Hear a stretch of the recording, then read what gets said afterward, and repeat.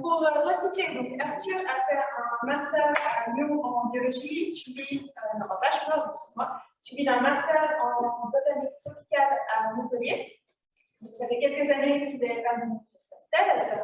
Et c'est le dernier séminaire qu'il va donner avant sa soutenance de thèse, qui sera le 5 juillet. Du coup, je vous encourage à poser des questions à la fin et à le challenger un petit peu pour le préparer un peu à sa soutenance qui aura lieu tout bientôt. Donc, merci beaucoup Arthur et c'est à toi. Super, merci à toutes et à tous d'être là.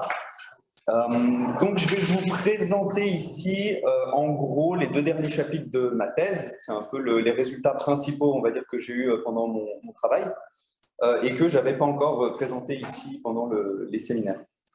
Donc, du coup, on va parler de la distribution de la biodiversité et de l'étude de la vulnérabilité des espèces de plantes aux changements globaux. Donc, tout d'abord, un petit peu de contexte et une introduction. Je pense que vous savez tous plus ou moins ce qu'est la biodiversité ici. Donc, c'est la variabilité des organismes et des êtres vivants à plusieurs échelles, que ce soit au niveau des gènes, des individus, populations, des espèces et aussi des habitats, des écosystèmes, etc. Et cette biodiversité, elle décline partout et à tous les niveaux sur la planète. Donc là, vous avez quelques exemples. Ici, on a par exemple, il reste en gros... les écosystèmes naturels ont décliné de 47%. On a environ un quart des espèces étudiées qui sont menacées d'extinction directe. Et si on fait un zoom sur les espèces sur les groupes de plantes, comme on peut voir ici, de ce graphique qui est tiré de l'UICN, on voit que les cycades sont parmi les groupes les plus menacés, en tout cas les plus menacés de cette étude. On a les dicotylédones qui sont ici. Bon, c'est que quelques espèces, hein, mais ça nous donne quand même un aperçu. Et les conifères qui sont ici. Donc, on voit que les plantes font partie des groupes qui sont les plus menacés aujourd'hui sur la planète. Alors, il y a plein de solutions qui existent pour protéger au mieux la biodiversité, et notamment l'infrastructure écologique. L'infrastructure écologique, c'est un réseau qui est censé couvrir 30% du territoire et qui est promu à l'échelle européenne, mais aussi à l'échelle de la Confédération suisse et à l'échelle cantonale. Et donc l'idée, c'est d'avoir en gros 13% d'aires protégées strictement. C'est ce qu'on peut voir ici en vert, ce qu'on appelle les core area ou les zones nodales. Et puis 17% d'un réseau, on va dire, avec une protection un petit peu plus légère, qui permet donc soit de faire des zones tampons ici que vous voyez, ou alors de connecter en fait ces zones nodales entre elles pour permettre par exemple la migration des espèces. Donc l'idée de tout ça, c'est déjà de protéger la diversité, la nature sur le territoire, mais aussi de considérer la nature dans, je sais pas, l'aménagement du territoire ou des choses comme ça en fait. Et donc, on essaye d'identifier l'infrastructure écologique ici à Genève et aux alentours, avec l'OCAN, avec l'EPIA, l'Université de Genève et bien sûr les CJB.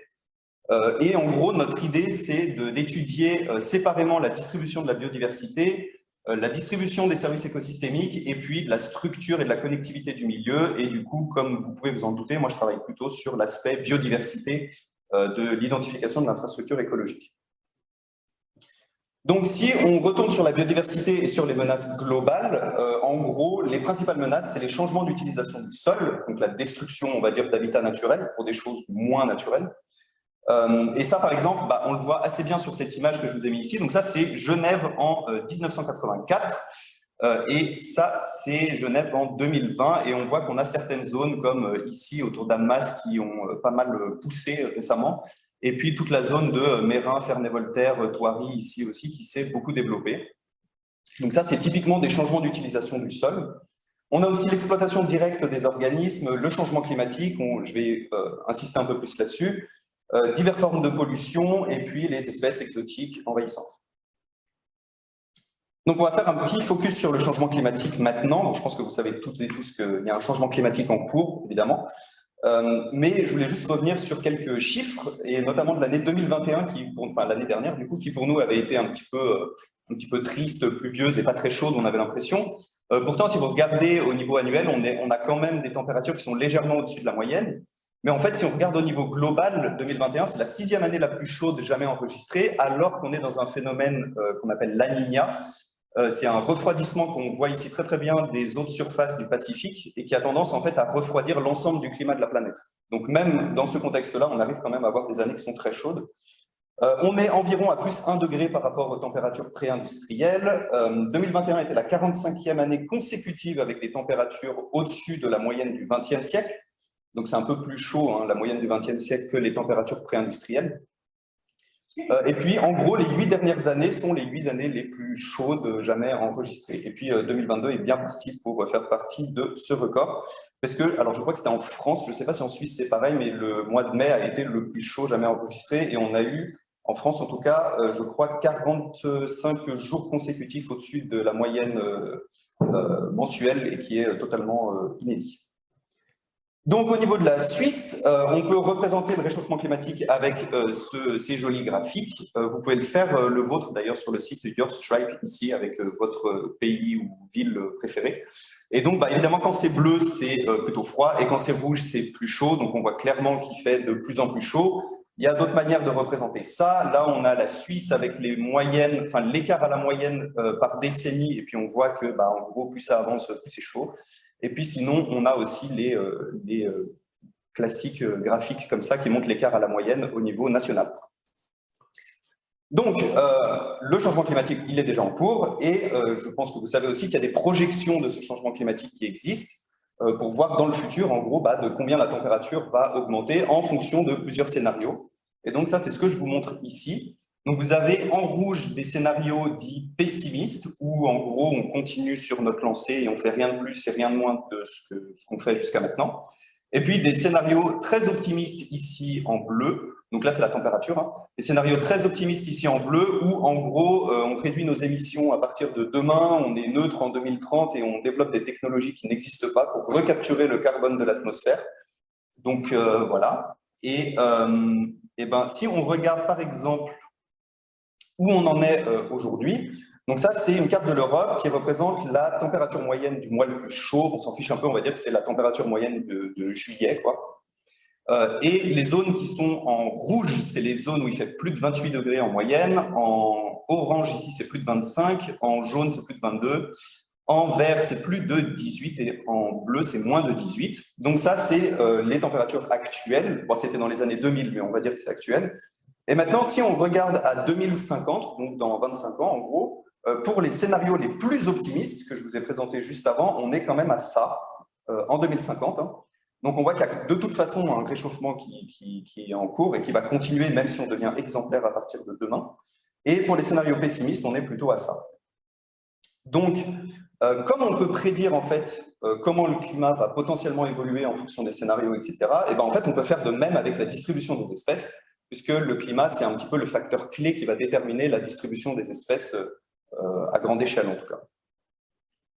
Et du coup, pour étudier la distribution des espèces, il y a un truc formidable qui s'appelle les Species Distribution Models, qu'on appelle SDM, et qui en fait permettent de passer d'informations ponctuelles. Ici, par exemple, chaque petit point, c'est une observation de cette espèce-là, Mystera ovata, à des cartes qui sont couvrantes comme ça et qui déterminent l'habitabilité du milieu. C'est-à-dire que ce n'est pas des cartes de distribution, parce qu'on ne peut pas prévoir exactement où vont pousser ou pas les plantes, mais là, l'idée, c'est plus de dire telle zone est favorable au développement de cette espèce, donc elle est intéressante, et telle zone ne l'est pas.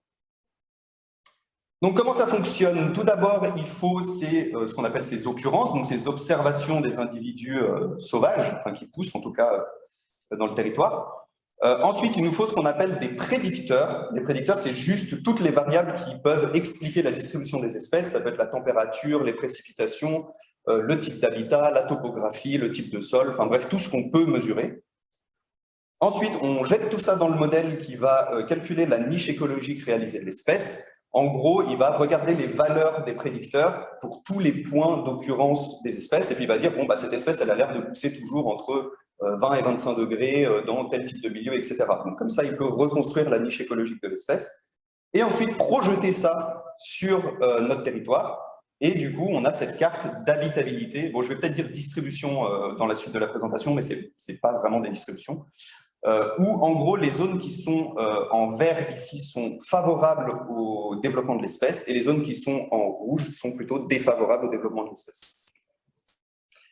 Et donc, si on change en fait les prédicteurs et qu'on met par exemple des températures un peu plus chaudes, histoire de mimer en fait le réchauffement climatique, eh ben, on peut avoir une idée de comment l'espèce va se distribuer dans le futur en fait, dans des nouvelles conditions. Et donc, c'est un peu ce que j'ai fait. Et une fois qu'on a les distributions actuelles et futures, du coup, on peut voir si l'espèce est vulnérable ou pas, si sa distribution va avoir tendance à s'étendre ou au contraire diminuer, etc. Donc, une fois qu'on a toutes ces distributions d'espèces, on peut cartographier certains aspects de la biodiversité et notamment ce qu'on appelle les hotspots, c'est-à-dire des zones où il y a plein d'espèces qui peuvent pousser, en gros. Et puis, on peut aussi cartographier des aires prioritaires, c'est-à-dire des zones qui sont importantes à protéger, à conserver, si on veut conserver certaines espèces, par exemple des espèces menacées, vulnérables, rares, endémiques, etc. Et donc, on peut faire tout ça pour l'actuel et pour le futur, et puis comparer tout ça dans tous les sens pour voir comment ça va évoluer. Et donc, les questions de recherche auxquelles je vais répondre dans cette présentation sont les suivantes. Quelles espèces de plantes sont les plus vulnérables aux changements globaux? Et puis, est-ce que les aires protégées actuelles sont pertinentes pour les enjeux de conservation à venir et comment les améliorer? Ok, on va passer aux données et aux méthodes maintenant. Donc, je pense que vous avez compris, mon aire d'étude, alors c'est pas que Genève, c'est ce qu'on appelle le Grand Genève. C'est tout ce territoire-là qui entoure Genève. C'est une zone qui est principalement dominée par plusieurs types de forêts que vous voyez en vert sur la carte, des zones agricoles qui sont en jaune et des zones urbaines qui sont en violet et rose. Concernant les modélisations, en gros, j'ai sélectionné un peu moins de 1700 espèces de plantes qui poussent ici à Genève, pour lesquelles on avait des données suffisantes et de bonne qualité. Et puis, je suis allé télécharger sur GBIF environ 22 millions d'occurrences pour faire tourner ces modèles, et ici, donc, à l'échelle européenne, comme vous voyez ici. Et donc ça, c'est la carte de densité de ces occurrences, et on voit qu'au niveau de la Suisse, on a beaucoup d'occurrences disponibles. Alors pourquoi au niveau européen? Parce que si vous voulez étudier la niche climatique, donc le climat qu'une espèce peut supporter, il vaut mieux avoir toutes les informations en fait, de toute sa distribution pour savoir vraiment les limites climatiques où cette espèce peut pousser. Si on regarde que au niveau de Genève, en fait, on n'a qu'une petite partie de la niche écologique de l'espèce, et du coup, on peut mal modéliser comment sa distribution va évoluer dans le futur. Donc comme ça, en gros, on a des températures qui sont très très chaudes et puis très très froides au niveau de l'Europe, et donc du coup on peut voir où s'arrête en fait la distribution de l'espèce et donc quel climat l'espèce supporte. Et puis pour chacune des espèces, on a l'indigénat et le statut de menace, et ça va être important pour la suite. Au niveau des prédicteurs, j'ai fait deux modèles climatiques pour 2050, donc des modèles optimistes qui suivent en gros la courbe verte ici de concentration de gaz à effet de serre dans l'atmosphère. Donc vous voyez que ça diminue tout de suite, quoi. Et des scénarios pessimistes qui suivent la courbe bleue ici, où tout continue à augmenter en fait en suivant la tendance actuelle. Et là-dessous, ça vous donne une idée en gros des températures avec ces deux types de scénarios. Donc en bleu ici, on a les scénarios optimistes où en gros la température va rester constante jusqu'à la fin du siècle. Et les scénarios pessimistes ici en rouge où la température va augmenter jusqu'en 2100 et en fait va même continuer après 2100. On s'arrête tout le temps à 2100, mais ça continue après. Donc pour chacun de ces traitements, donc optimistes et pessimistes, on a sélectionné 6 modèles de circulation générale. Bon là, je ne vais pas rentrer dans les détails, c'est des modélisations physiques du fonctionnement de l'atmosphère et donc du climat, quoi. Donc on en a pris 6 différents, comme ça on avait une idée de la variation un peu aussi entre les modèles. Et pour chacun de ces modèles de circulation générale, on a sélectionné 7 prédicteurs climatiques, et en gros c'est la température, la précipitation et l'aridité. Donc voilà, et puis on a créé un deuxième modèle, un modèle qu'on appelle biotopo, c'est-à-dire biotique et topographique, pour 2050 aussi, et donc cette fois qui ne considère pas le changement au niveau du climat, mais le changement au niveau du sol, au niveau de la distribution des habitats. Donc ça a été fait par un masterand ici, Lucien Rapaz, et donc en fait, si vous voulez, il a regardé les changements d'utilisation du sol de, je sais pas, des années 90 jusqu'à maintenant, et puis en fait, il a continué la courbe, en fait, il a poussé ça jusqu'en 2050, avec des logiciels spécifiques, etc., pour voir comment les habitats vont changer en fait dans le futur. Et donc pour ça, on a 5 prédicteurs biotiques, donc 8 prédicteurs biotiques, pardon, donc c'est des types d'habitats, forêts, etc. Et puis 5 prédicteurs topographiques et édaphiques, donc la qualité du sol, la pente, l'exposition, tout ça, qui, eux, ne changent pas au cours du temps, en fait. Et donc, une fois qu'on a toutes ces modélisations très compliquées, et en gros, on les fusionne pour pouvoir faire une distribution actuelle pour chacune des espèces, une distribution en 2050 dans les scénarios optimistes et une distribution en 2050 pour les scénarios pessimistes. Donc pour chaque espèce, on se retrouve avec 3 cartes en fait. Donc maintenant qu'on a ces distributions actuelles et futures, l'idée c'est de regarder la vulnérabilité de ces plantes et pour ça, il faut mesurer plusieurs indicateurs et notamment l'habitabilité, c'est-à-dire la qualité du milieu pour l'espèce. Est-ce que la qualité du milieu dans le futur sera mieux ou moins bien? On regarde aussi la surface habitable. Est-ce que la distribution de l'espèce est vouée à augmenter ou à diminuer? La persistance, c'est est-ce que les habitats actuels de l'espèce vont rester habitables dans le futur ou pas? Et sinon, ça veut dire que l'espèce va devoir migrer pour aller trouver des nouveaux habitats. Et c'est un peu la même chose que la colonisation ici, où en fait c'est la proportion de nouveaux habitats qui vont être habitables dans le futur justement pour ces espèces. On a regardé aussi l'occupation, c'est-à-dire la taille de la distribution de l'espèce par rapport à tout le territoire, parce qu'une espèce qui est répartie vraiment partout sur le Grand Genève est de fait moins vulnérable qu'une espèce qui est très localisée. Et puis la fragmentation, histoire de voir si les habitats futurs seront plus fragmentés ou moins fragmentés. Et avec tout ça, du coup, on peut déterminer un indice de vulnérabilité que je vous montrerai après, mais qui, en gros, va de 0 à 9. Et si on est entre 0 et 3, ça veut dire que l'espèce est très vulnérable, et plus on augmente, moins l'espèce est vulnérable aux changements globaux. Ok, donc ça, c'est la première partie sur la vulnérabilité des espèces. Et maintenant, sur la distribution de la biodiversité, on a pu donc cartographier la richesse spécifique, qu'on appelle les hotspots ici, qui sont les aires en fait, les plus riches en espèces du territoire. Donc en gros, ça représente 30% du territoire. Et puis des aires prioritaires où, cette fois, en fait, on utilise des logiciels de priorisation qui essayent de trouver le meilleur compromis entre toutes les cartes qu'on lui donne en entrée. Et pour cette expérience-là, en fait, on a décidé de mettre plus de poids pour les espèces qui ont été identifiées comme vulnérables aux changements globaux à la slide juste avant, histoire de trouver en fait le réseau au niveau du territoire qui permettrait de conserver au mieux ces espèces très vulnérables dans le futur. Donc ça, c'est juste 2 aspects de la diversité floristique. Il pourrait y en avoir d'autres, mais on a utilisé cela pour ce travail. Ok, donc grâce aux hotspots et aux aires prioritaires, on va les fusionner et avec ça, on va créer un réseau biodiversité qui va couvrir en gros 30% du territoire et qui, en gros, représente les aires les plus intéressantes pour la diversité floristique. Ensuite, on va étudier la pertinence des aires protégées en regardant si elles arrivent à protéger les hotspots, les aires prioritaires et la distribution des espèces. Et puis, en fait, on peut regarder tout ça pour l'actuel et pour le futur et voir comment tout ça va évoluer. Donc là, c'est la sélection d'aires protégées. Alors, j'ai dit aires protégées, en vrai, c'est super compliqué parce que quasiment chaque aire de conservation a une législation différente. Donc là, j'ai dû en sélectionner certaines. Donc voilà, je vais appeler ça aire protégée pour que ce soit plus simple. Ok, on passe aux résultats. Donc tout d'abord, au niveau des cartes de distribution, donc ça c'est les résultats bruts en fait que j'ai eu à la suite des modélisations. Vous pouvez voir ici les distributions actuelles. Tout ce qui est vert, c'est en gros favorable à l'espèce, et tout ce qui est blanc, c'est défavorable à l'espèce. Et donc là, on a cette espèce, Cyanus montanus, et ici c'est en 2050, dans les scénarios optimistes à gauche et pessimistes à droite.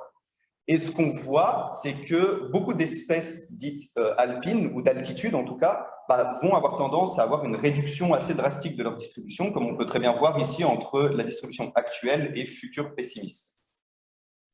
C'est aussi le cas, par exemple, de cette espèce-là, Gentiana cruciata, qui a déjà une distribution assez fragmentée et éparse sur la zone d'étude, et qui est vouée à s'éteindre localement dans plusieurs de ces localités dans le futur.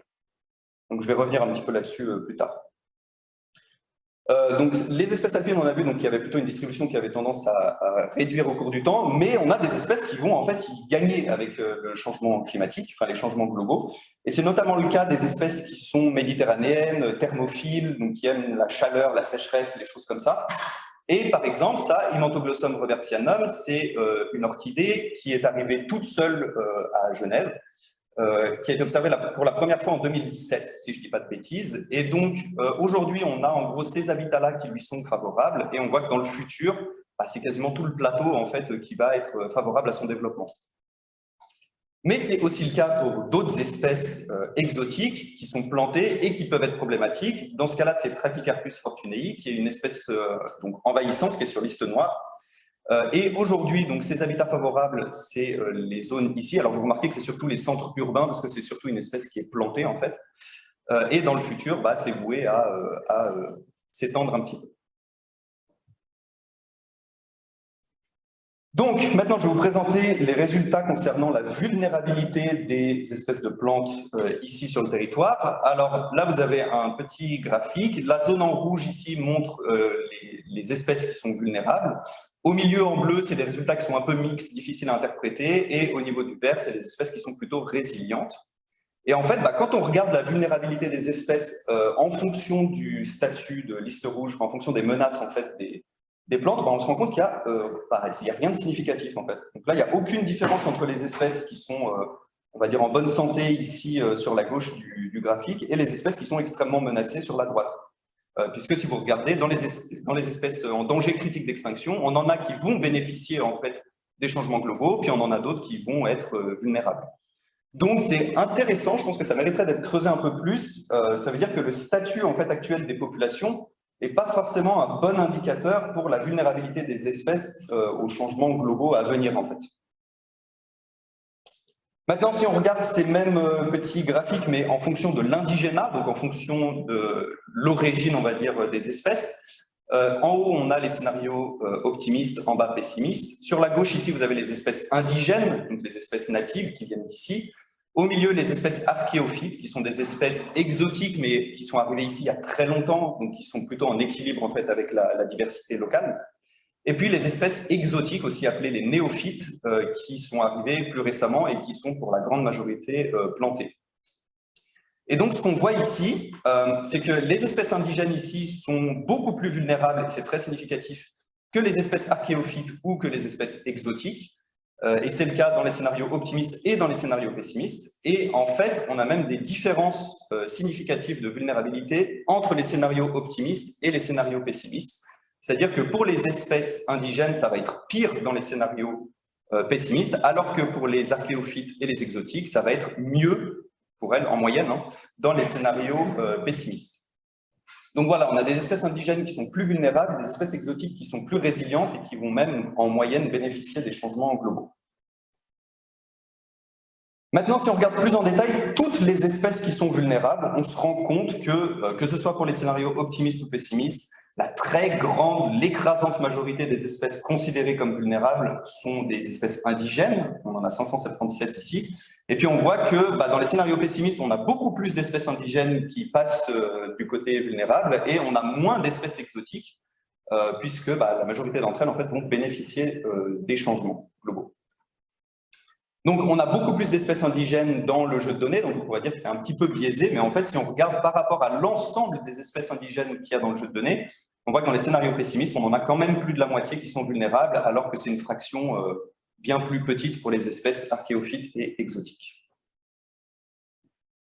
Donc, on a aussi des différences de vulnérabilité au niveau des groupes écologiques, et par exemple, on pourra revenir là-dessus si vous voulez après, là je vais passer un peu vite. Les espèces alpines sont aussi, on a vu les cartes de distribution avant, mais les espèces alpines sont de toute façon plus vulnérables que tous les autres groupes écologiques dans le jeu de données, et c'est aussi encore pire dans les scénarios pessimistes que dans les scénarios optimistes. Et voilà, on voit ici par exemple que on a 72% des espèces alpines qui sont vulnérables dans les scénarios optimistes et 80% dans les scénarios pessimistes. Ok, maintenant on va passer donc aux aires protégées et au réseau biodiversité, enfin à la distribution de la biodiversité. Les aires protégées sélectionnées pour ce travail sont en majorité composées de forêts fermées, comme on voit ici. Et en fait, elles intègrent assez mal les hotspots, donc les zones qui sont riches en espèces, et assez mal les aires prioritaires aussi. En revanche, ça a l'air de rester plutôt stable dans le temps, c'est-à-dire que aujourd'hui, on a 15% des hotspots qui sont intégrés, et dans le futur, ça sera 13,5% dans les scénarios pessimistes. Donc même si ça diminue un tout petit peu, c'est relativement stable. C'est-à-dire que les aires protégées actuelles restent plutôt pertinentes dans le futur. Le problème, c'est qu'on commence d'assez bas, en fait, pour la diversité floristique. Et oui, et puis, du coup, on a 4 espèces du jeu de données qui sont pas protégées par les aires protégées. C'est-à-dire qu'il n'y a aucune partie de leur distribution qui sont intégrées, en fait, dans le réseau d'aires protégées. Et on en a 26 dans le futur, sans compter les espèces qui sont censées s'éteindre d'après les modèles. Bon, ça, c'est juste pour vous montrer que les aires protégées, elles protègent quand même mieux les espèces indigènes, qu'on voit ici en vert, pour les scénarios actuels, futurs optimistes, futurs pessimistes, que les espèces archéophytes et exotiques. Et ça, c'est plutôt bien, parce qu'on a vu juste avant que les espèces indigènes, c'était les plus vulnérables, en fait. C'est plutôt un bon point pour les aires protégées actuelles. Maintenant, donc, si on regarde les zones les plus intéressantes pour la diversité floristique au niveau du Grand Genève, eh ben, on a ce réseau ici qu'on voit en rouge et qui inclut seulement 40% des aires protégées. Alors, ça peut paraître assez peu de se dire qu'il n'y a que 40% des aires protégées sélectionnées pour ce travail qui font partie des zones les plus intéressantes pour la diversité floristique, mais en fait, les aires protégées, elles n'ont pas que pour rôle de protéger la diversité floristique. Il y a aussi tout un tas de... Enfin, je veux dire, elles doivent aussi protéger typiquement les animaux, les services écosystémiques, des types d'habitats, etc. Donc, elles ont plus de rôle, en fait, que uniquement la protection de la diversité floristique. Donc, ce n'est pas totalement catastrophique. On voit que ce réseau biodiversité, il est un peu plus équilibré en termes d'habitat. Alors, on a quand même beaucoup de forêts fermées, mais vu que c'est l'habitat dominant sur toute la zone d'étude, c'est un peu normal. Mais on a quand même d'autres habitats ici qu'on retrouve un peu plus. Et en fait, si on regarde la représentativité de ces habitats, c'est assez intéressant. On voit que le réseau fait 30% du territoire. Et puis, en fait, en gros, on a 30% des forêts fermées. Par contre, on a les 3/4 des forêts ouvertes, on a quasiment la moitié des prairies et puis quasiment les 2/3 des zones humides qui sont intégrées dans ces zones les plus intéressantes pour la biodiversité. Et en comparaison avec les aires protégées, qui ont une surface, elles, de 13,5%, on va dire que la moitié, quoi, et ben, en fait, le réseau biodiversité est 2 fois plus grand, mais intègre 4 fois plus de forêts ouvertes, de prairies, de zones agricoles et de zones humides. Donc, ça veut dire que ces habitats-là sont particulièrement intéressants, en fait, pour la diversité floristique. Et puis, c'est un peu pareil pour l'intégration des hotspots et des aires prioritaires. En gros, on intègre plus de hotspots dans le réseau biodiversité et plus d'aires prioritaires, ce qui est totalement normal parce qu'on a fabriqué ce réseau biodiversité grâce à la distribution des hotspots et des aires prioritaires. Donc, ce n'est pas tout à fait ça le point important. Ce que je voulais montrer ici, c'est juste qu'en fait, en rajoutant un petit peu de surface aux aires protégées et en sélectionnant bien ces surfaces-là, on peut en fait réussir à protéger beaucoup mieux la diversité floristique que les aires protégées actuelles.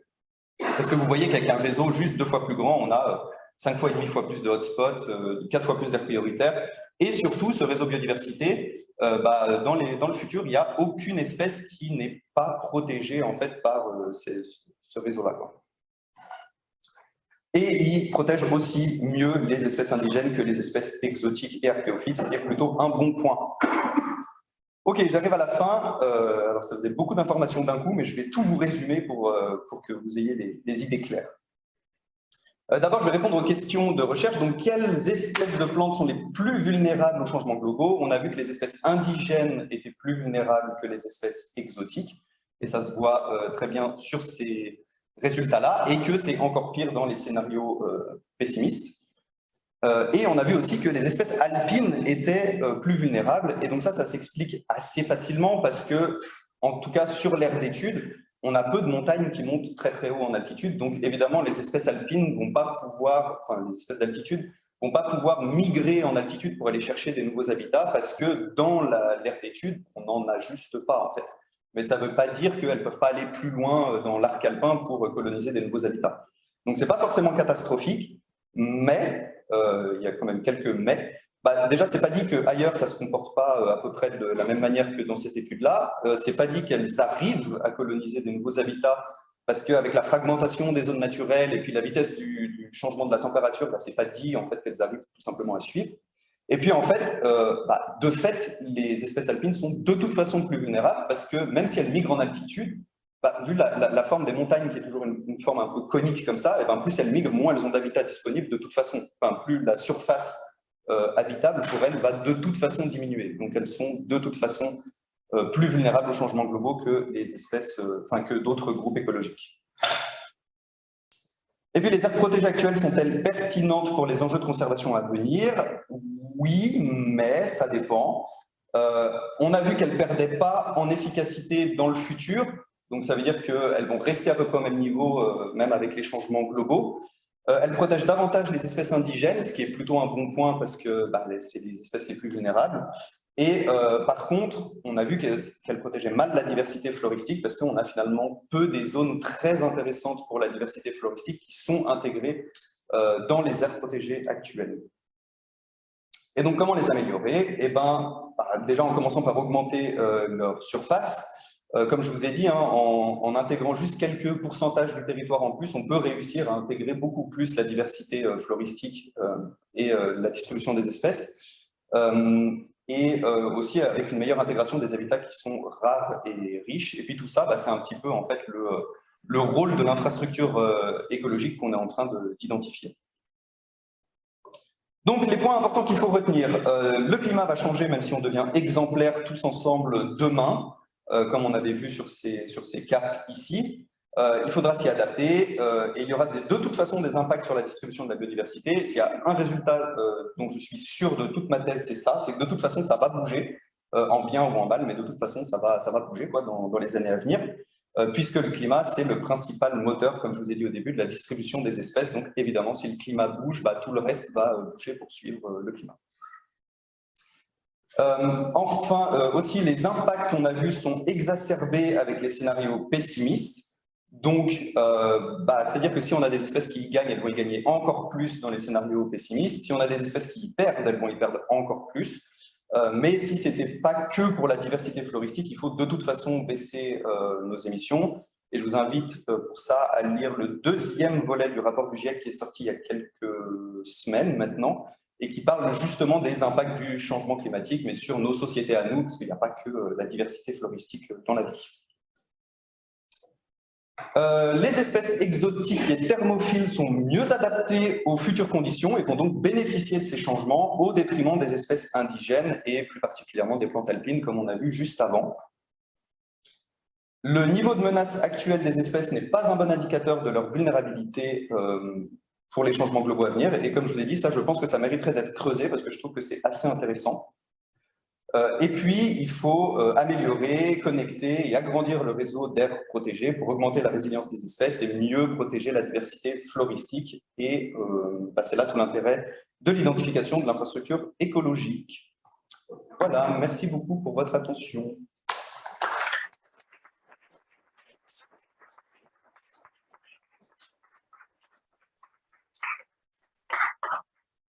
Vous avez des questions? Après, on va répondre aux questions qu'on entend, parce que c'est enregistré sur Zoom pour quelques personnes. Oui, vas-y. Tu as dit au début que tu avais 1700 espèces à peu près qui poussaient ici. Est-ce que tu en as regardé aussi pour des espèces qui ne poussent pas là, mais qui, selon les scénarios, pourraient arriver, enfin, des espèces qu'on n'a pas pour l'instant, parce que ça aussi été. Ouais, alors je répète juste la question parce que je ne sais pas si on entend sur le micro ici. Donc on a sélectionné 1700 espèces sur Genève, mais est-ce qu'on en a sélectionné d'autres qui ne poussent pas à Genève mais qui peuvent potentiellement arriver après? Alors non, parce que en fait sinon on ne pouvait juste pas les modéliser. Parce que, tu sais, j'ai expliqué que j'avais fait un modèle climatique qui est au niveau de l'Europe, donc ça ne serait pas un problème en fait, même si elle poussait un peu tout autour. Mais en fait, le modèle de changement d'utilisation du sol, il est vraiment calibré et il ne fonctionne que sur le Grand Genève. Donc, c'est-à-dire que si on n'a aucune observation aujourd'hui de cette espèce ici, en fait, on ne peut pas savoir sa niche écologique, en tout cas pour les habitats, etc. Par contre, j'ai regardé les zones en Europe qui ont aujourd'hui un climat qui sera similaire au climat de Genève dans le futur. Bon, c'est un peu compliqué, on va pas rentrer dans les détails, mais même à partir de là, en fait, c'est compliqué d'aller sélectionner les plantes, de se dire lesquelles on va intégrer, est-ce qu'on les intègre toutes ou pas, est-ce que c'est vraiment réaliste ou pas. En tout cas, ici à Genève, on est dans le couloir de colonisation des espèces méditerranéennes, donc on peut penser en fait que c'est surtout celles-là qui vont arriver en première, quoi. Comme l'orchidée de Robert. Yes. Moi, j'avais une question par rapport aux indices de vulnérabilité. est-ce que du coup, en calculant ces indices-là, ça pourrait avoir un effet de faire un traitement IUCN directement en avance sur ces espèces-là, ou est-ce que, étant donné que ça va changer et que les espèces qui sont sur liste noire actuelle seront peut-être plus sur les listes noires, ça aurait un effet et un impact? Alors, ouais, je répète encore la question, c'est est-ce que l'indice de vulnérabilité peut avoir un effet ou un impact sur les listes rouges, en gros, de menace des espèces? Alors, pour l'instant, non, pas du tout. Parce que alors déjà, c'est pas du tout les mêmes types de méthodes pour faire ça. Et puis, je pense que si vraiment, en fait, je me dis que cet indice de vulnérabilité, potentiellement, il pourrait être utilisé un peu en complément, en fait, de se dire, cette espèce, aujourd'hui, elle est déjà menacée, les populations vont mal, elles sont en déclin et tout. Et en plus de ça, on sait que dans le futur, elles sont vulnérables aux changements globaux. Du coup, il faut peut-être mettre l'accent sur la protection de cette espèce, etc. Mais en l'état, non, ça ne peut pas remplacer du tout les listes rouges. Ce n'est pas du tout la même méthodologie. Et, ouais.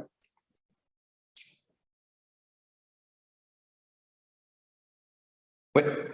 J'ai une question concernant tes points d'occurrence. Est-ce que ces points d'occurrence sont à peu près tous le même âge, ou est-ce que c'est des âges différents selon les lieux, les régions, en fonction des connaissances qu'on a? Parce que peut-être que justement, il y a peut-être plusieurs couches d'âge, et peut-être qu'il y a déjà des espèces dont la distribution a changé au moment de ton point de départ. Ouais, alors l'âge des occurrences, j'ai pris toutes les occurrences qui vont de 2000, enfin de l'année 2000 en gros à maintenant, parce que c'est aussi l'âge des prédicteurs en fait climatiques que j'ai utilisés. En gros, l'actuel c'est autour des années 2000. Donc non, j'ai pris que les distributions depuis les années 2000 jusqu'à maintenant. Et de toute façon, en fait, les distributions, les occurrences, pardon, antérieures sont pas très précises et on a pris des occurrences là pour ce travail-là qui sont globalement assez précises en fait pour être sûr de pas trop se tromper.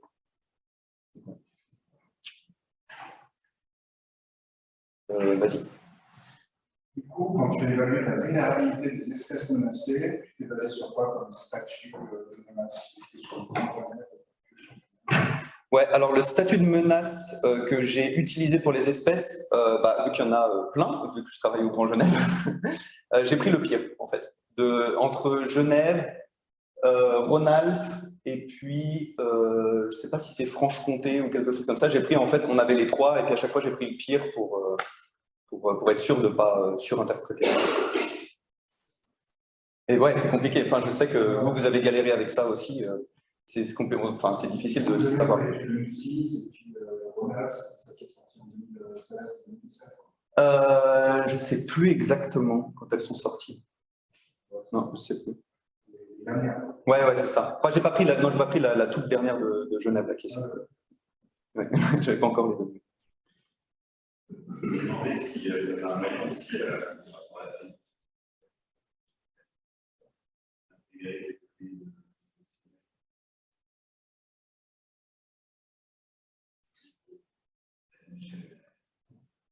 Alors, est-ce qu'on peut intégrer des données phylogénétiques ou je ne sais pas du tout. C'est une excellente question, n'est-ce pas, Camille? Et du coup, ouais, je sais pas. Je pense que c'est intéressant parce que typiquement, si on a des espèces qui sont considérées comme vulnérables, mais qui ont une diversité génétique super élevée, par exemple, ou qui ont plein de populations un peu partout en Europe, on peut se dire qu'elles sont potentiellement moins vulnérables finalement qu'une espèce qui a une diversité génétique super faible et puis qui est localisée juste à quelques endroits. Donc ça peut être intéressant. Alors je pense que c'est un travail assez énorme, mais oui, je pense qu'il faut aller dans ce sens-là, quoi. C'est clairement une des perspectives, je pense, qui va devenir de plus en plus intéressante. Oui. J'aimerais revenir sur un point que tu as mis en évidence, c'était la question des plantes alpines qui sont menacées. Quand on regarde la définition du Grand Genève, je vois une grande patte en bas à droite au sud-est, qui est quoi, la région des Indes, j'imagine. Oui, c'est ça. Hein, alors je crois que c'est ça. Hein. Toute cette zone-là. Cette zone-là. Ouais. Probablement complètement différente du reste de l'altitude. Dans quelle mesure cette définition du Grand Genève pourrait avoir une influence sur les pas globaux, sur des grandes tendances, justement, notamment cette question du mental? Est-ce que le fait que cette patte-là soit intégrée dans ton aire de départ ne biaise pas un petit peu les grandes conclusions générales? Ouais, oui, c'est un peu La même chose avec typiquement les espèces qu'on va trouver au niveau des prairies du Jura ici, où elles sont déjà en fait en fin d'aire de distribution, enfin en tout cas au niveau de leur limite altitudinale de distribution. Donc évidemment, si on monte un petit peu la température, ça va être les premières à disparaître. Donc ça c'est clair, mais n'empêche que quand même les espèces, on va dire d'altitude, sont de toute façon plus vulnérables, justement avec cette histoire de la forme des montagnes en fait tout simplement, et du coup de la disponibilité en habitat. Pour ces résultats-là, oui. Hein? Heureusement que les glaciers font. Oui, c'est ça, ça libère un peu d'espace comme ça.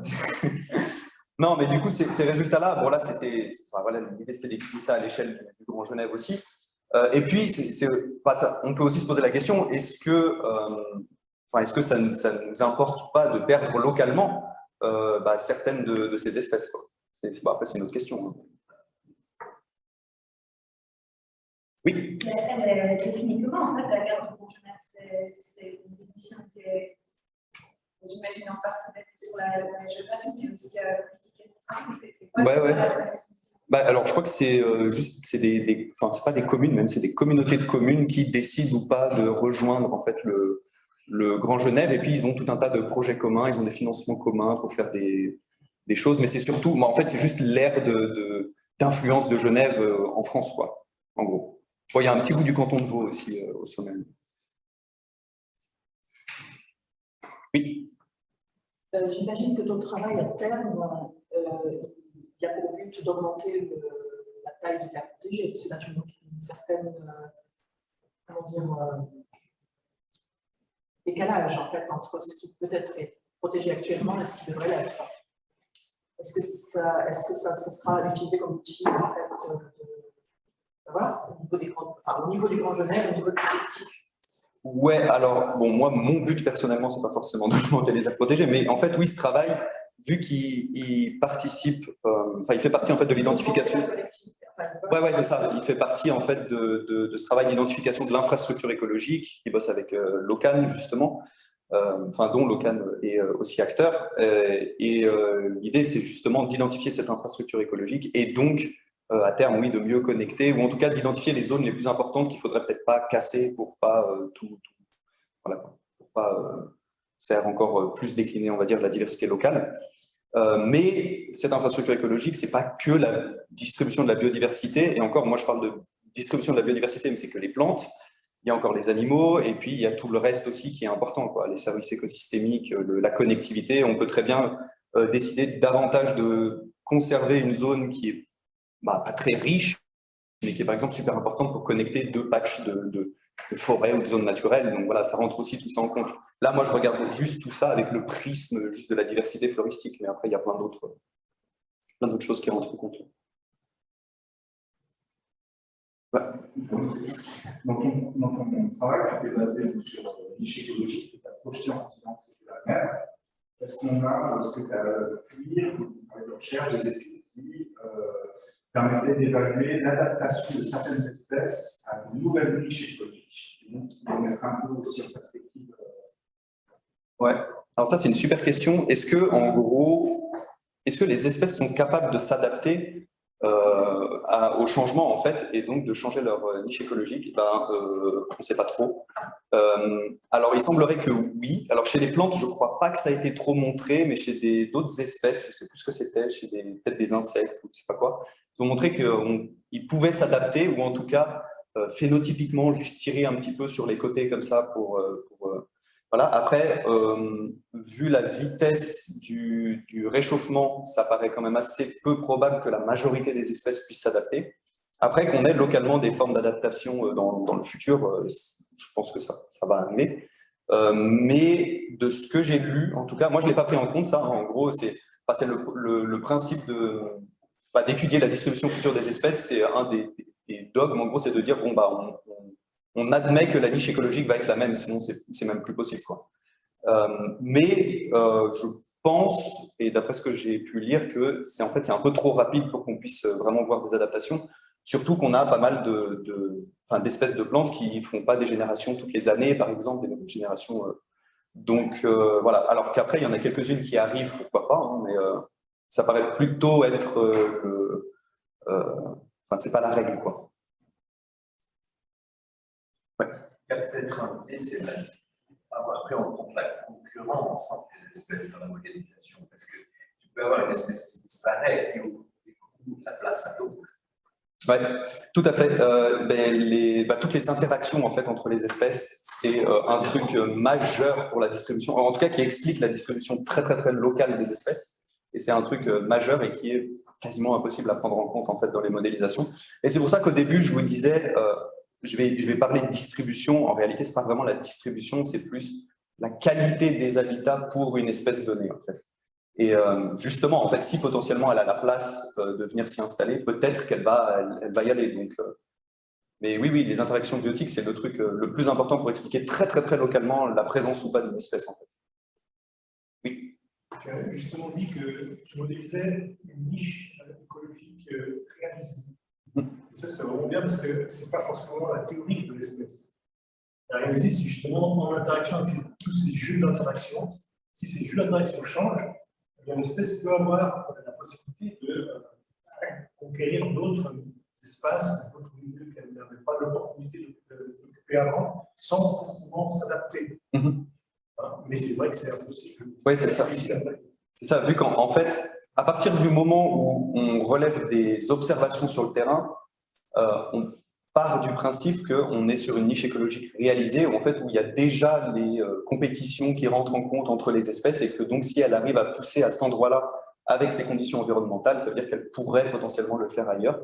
Et c'est pour ça que oui, c'est pour ça qu'on ne parle pas, c'est vrai, je ne l'ai pas précisé, mais c'est pour ça qu'on ne parle pas de niche écologique théorique, où là il faudrait faire des expérimentations en laboratoire pour voir vraiment tous les températures, etc., que l'espèce peut supporter.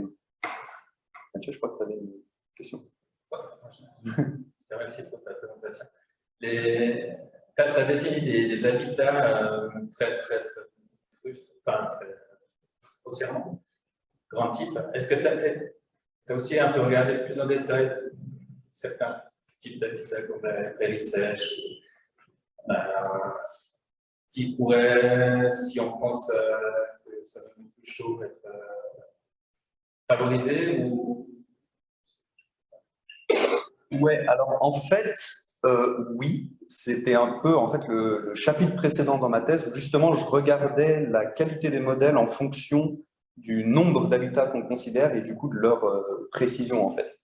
Et il faut savoir quelque chose, c'est que plus on met des variables dans les modélisations, moins les modèles sont pertinents, en gros. Donc du coup, le but du jeu, c'est de trouver le bon compromis entre prendre des variables qui sont suffisamment de bonne qualité et qui expliquent suffisamment la distribution des espèces, sans en prendre trop, sinon en fait on se tire un peu une balle dans le pied. Donc moi j'avais fait des modélisations en prenant en compte, je crois, 4 habitats, genre forêt, milieu humide, milieu ouvert et puis urbain. Et puis j'en avais fait d'autres avec, je sais pas, 16 habitats, quelque chose comme ça. Et en fait, ce qu'on se rend compte, c'est que justement, si on sélectionne un nombre d'habitats qui est un peu intermédiaire entre ces deux extrêmes-là, c'est là où on va avoir les modèles les plus performants. Et du coup, c'est pour ça qu'on est parti sur 8 habitats différents. Parce que c'était ça qui nous avait donné les meilleurs résultats en fait avant sur le territoire. Alors après, ailleurs, c'est peut-être différent, etc. Et d'ailleurs, quand je parle de prairies, en fait, c'est les prairies maigres et les prairies sèches.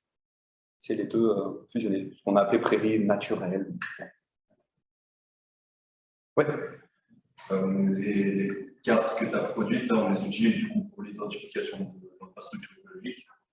On prend les données actuelles, j'imagine les SDM actuels que tu as produits. Est-ce que tu penses que ça aurait plus de sens d'intégrer celle du modèle futur dans l'identification, ou étant donné que temporellement ça pourrait changer, c'est plus théorique, ça n'aurait pas de sens de prendre cette donnée? Moi, je dirais non a priori. Parce que, en fait, je crois que je ne l'ai pas dit dans cette présentation, mais déjà le réseau de biodiversité là, que j'ai identifié, en gros, il ne change quasiment pas dans le futur. C'est-à-dire que les zones qui sont intéressantes aujourd'hui seront les mêmes en gros demain, à quelques exceptions près. Je crois qu'il y a 90% de recouvrement entre ces réseaux actuels et futurs. Donc, ce que tu protèges aujourd'hui, en fait, sera toujours globalement protégé demain. Et puis aussi parce que faire des modélisations dans le futur, c'est quand même, il y a quand même pas mal de biais possibles. Et puis voilà, je pense que c'est pas mal pour regarder avec une méthodologie très commune de regarder la différence entre l'actuel et le futur, mais prendre ces cartes futures comme une chose réelle qui va se passer et baser la protection des espèces là-dessus, je pense que ça peut être un peu dangereux. Ou en tout cas, il faudrait améliorer les modèles et tout. Hein. Mais là, l'idée, c'était plus de regarder la différence ou comment ça va changer entre l'actuel et le futur. Et ouais, je pense qu'il vaut mieux prendre les cartes de distribution actuelles. Avec du coup une méthodologie peut-être plus fine, plus voilà, que ce genre d'expérience.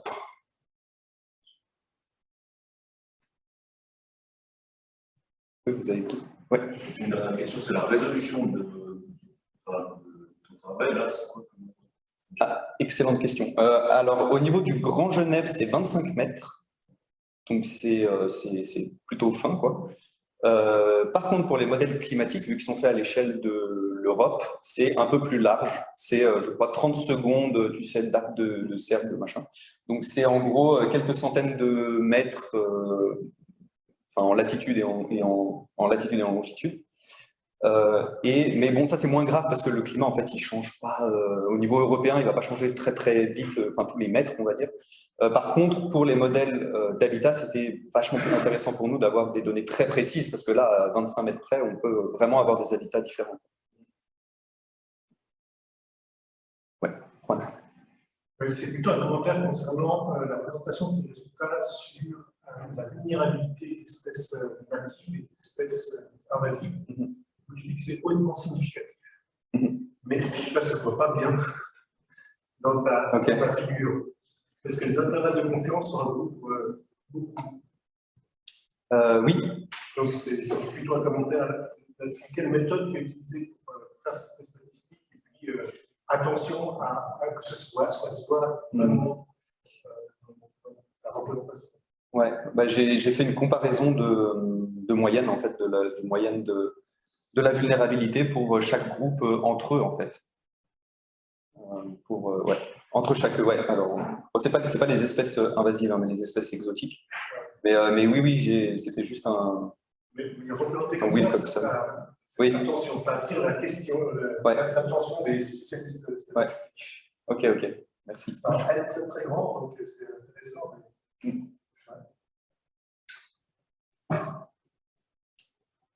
Une question. Moi j'ai une question sur est-ce qu'avec les données, c'est possible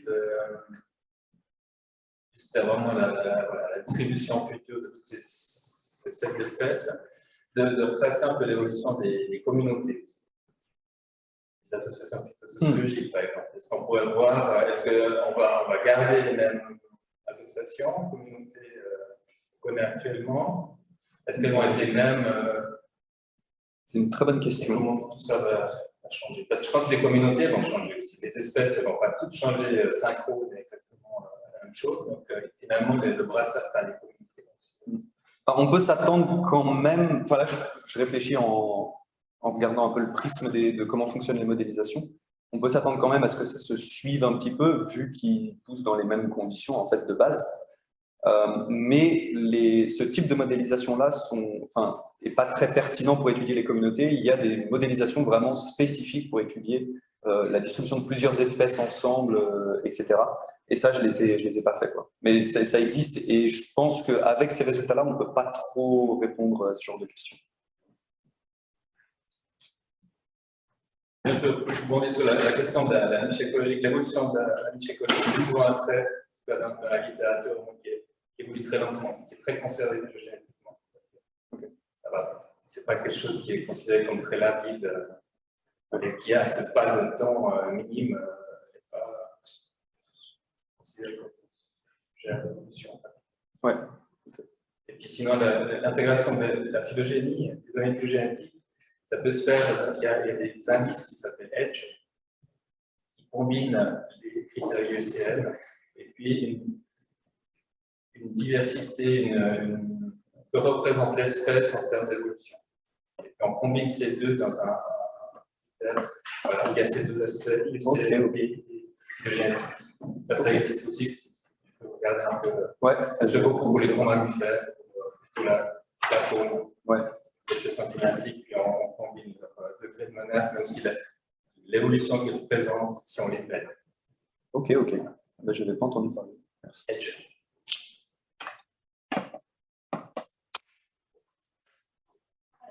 on a ouvert quelques questions. Je profite d'avant tout, moi, j'ai remercié beaucoup Arthur pour l'année passée. Je suis dire que le prochain séminaire sera la semaine prochaine, donc le 16. On ne va pas évidemment accéder via la console, mais normalement, l'accès à super ici. Ce sera Sylvain Montpetit de l'UNGEOL qui vient donner une présentation sur les méthodes disponibles au département de biologie végétale en imagerie, donc en microscopie, vu qu'il est responsable de la partie microscopie, donc c'est assez intéressant pour les chercheurs. Je vais voir si on fait de synergie avec eux. Et donc, semaine prochaine, pas dans 2 semaines. Et ben, merci beaucoup, Arthur. Et aussi, juste dire qu'il y a lui, une standard qui peut être là, qui peut être là. Merci.